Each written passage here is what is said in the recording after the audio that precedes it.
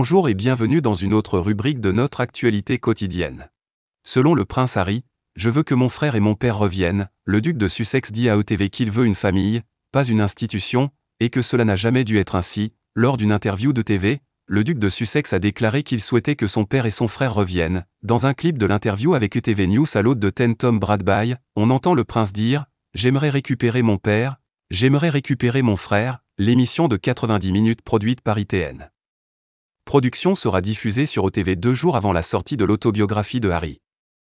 Spar, le 10 janvier, Harry déclare que cela n'a jamais dû être ainsi et mentionne la fuite et la plantation dans une succession de films qui sont montés ensemble sans que des questions soient entendues avant d'ajouter « Je veux une famille, pas une institution », bien qu'il ne soit pas clair à qui il fait référence.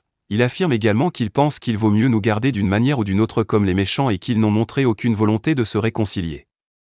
L'interview, qui a été tournée en Californie où il réside actuellement, plongera dans une profondeur et des détails sans précédent sur sa vie à l'intérieur et à l'extérieur de la famille royale. Selon ETV, Harry a déclaré que le silence est une trahison dans une interview séparée qui sera diffusée dans les médias américains lors de la discussion sur la façon dont le palais de Buckingham aurait échoué à le défendre, lui et la duchesse de Sussex, avant qu'il ne démissionne en tant que membre de la famille royale.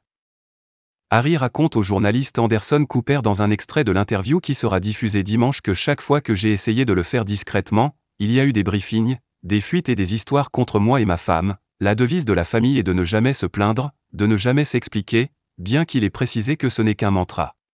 Un journaliste sera parlé ou alimenté par Buckingham Palace, qui leur fournira alors essentiellement des informations à la cuillère pendant qu'ils écrivent l'article et mentionneront qu'ils ont contacté le palais pour commentaire à la fin de celui-ci. Le récit entier, cependant, est un commentaire du palais de Buckingham. Par conséquent, il arrive un moment où garder le silence est une trahison alors qu'on nous dit depuis 6 ans que nous ne pouvons pas publier de déclaration pour vous protéger.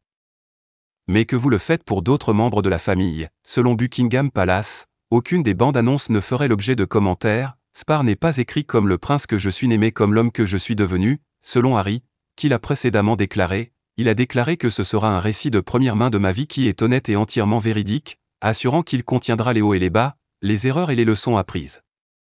Les mémoires ont été saluées comme intimes et sincères et écrites avec une honnêteté brute et sans faille par l'éditeur du livre, Penguin. Selon les documents marketing, Harry écrira pour la première fois sur l'accompagnement de William derrière le cercueil de leur mère et inclura des informations sur son temps de service en Afghanistan ainsi que des informations sur la vie familiale de Meghan et Harry.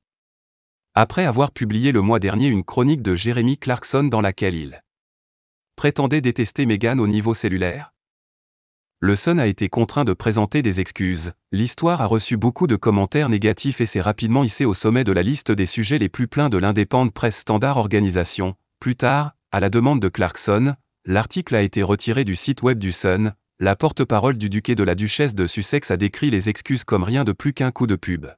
Merci d'avoir regardé. N'oubliez pas d'aimer, de partager et de vous abonner pour plus de mises à jour.